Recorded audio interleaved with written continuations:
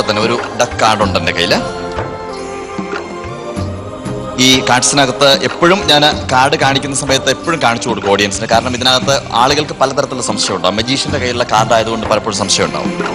എനിക്ക് നിങ്ങളുടെ ഭാഗത്ത് ആരെങ്കിലും ഒരാളൊന്ന് കൈപൊക്കി കഴിഞ്ഞാൽ ഞാൻ അങ്ങോട്ട് വരാം. ഒരു യു അല്ലെ?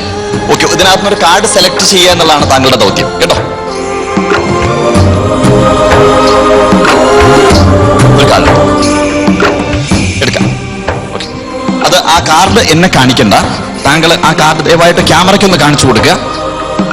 ഇനി എന്റെ കൂടെ മാജിക് ചെയ്യുന്ന അമൃതയാണ്. ഓക്കെ, അമൃത മോള് ഈ ഡക്ക് എടുത്തു. കാർഡ് കാണിച്ചിട്ടുണ്ടാവുമെന്ന് വിചാരിക്കുന്നു. ഓൾറൈറ്റ്, ഇനി മോള് അവിടെ പോയി കഴിഞ്ഞതിന് ശേഷം ആ കാർഡ് ഇതിനകത്ത് കളക്ട് ചെയ്യാം. കളക്ട് ചെയ്തിട്ട് നന്നായി ഷഫിൾ ചെയ്യാം. Right, please.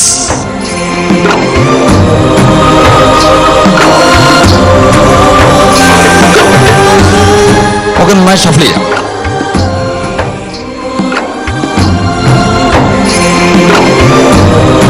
ഇതാണ് അമൃത കാത് കുത്താനുള്ള സാധനം. വേണ്ട, ഓക്കെ, കാർഡ് കുത്താനുള്ള സാധനം. അപ്പൊ മോള് ചെയ്യേണ്ട എന്താ അറിയാമോ? ഇതൊക്കെ നന്നായി ഷഫിൾ ചെയ്തല്ലോ അല്ലെ?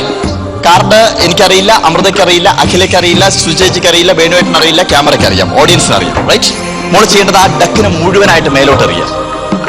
അല്ല, സ്പ്രെഡ് ചെയ്തിട്ട് മേലോട്ട് എറിയാം. 1 2 3. This is your card. ഇതാണോ താങ്കളുടെ കാർഡ്?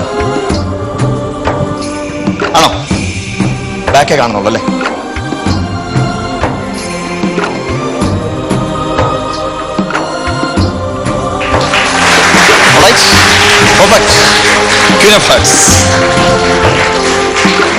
ഇതാണ് കാർഡ് കുത്തി കല്യാണം. Thank you very much.